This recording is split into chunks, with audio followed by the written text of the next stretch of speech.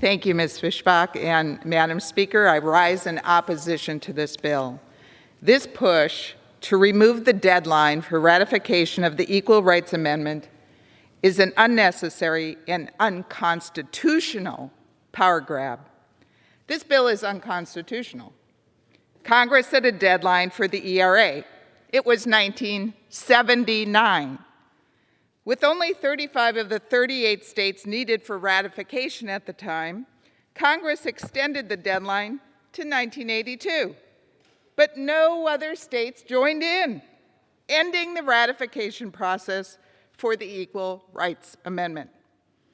Even the late Supreme Court Justice Ruth Bader Ginsburg said that the deadline for the ERA ratification had long passed. She said, and I quote, "I would like to see a new beginning. I'd like it to start over. There's too much controversy about latecomers, Virginia, long after the deadline passed. Plus, a number of states have withdrawn their ratification. So if you count a latecomer on the plus side, how can you disregard states that said, we've changed our minds?"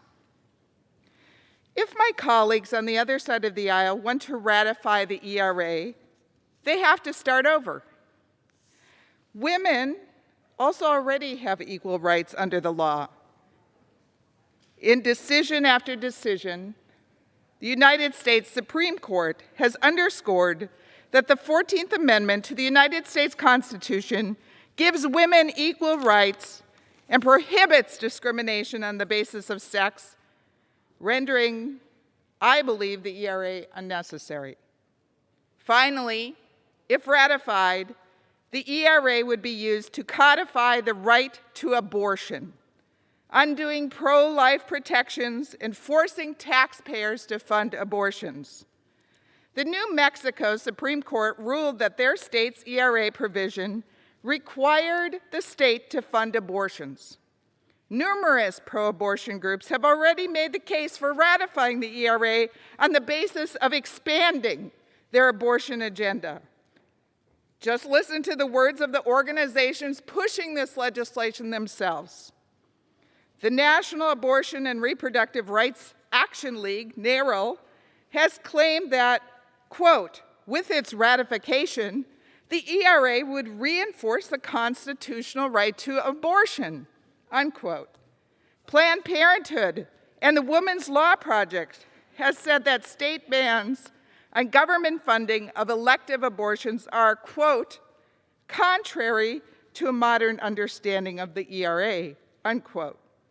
The National Organization for Women has said, quote, an ERA properly interpreted could negate the hundreds of laws that have been passed restricting access to abortion care and contraception, unquote.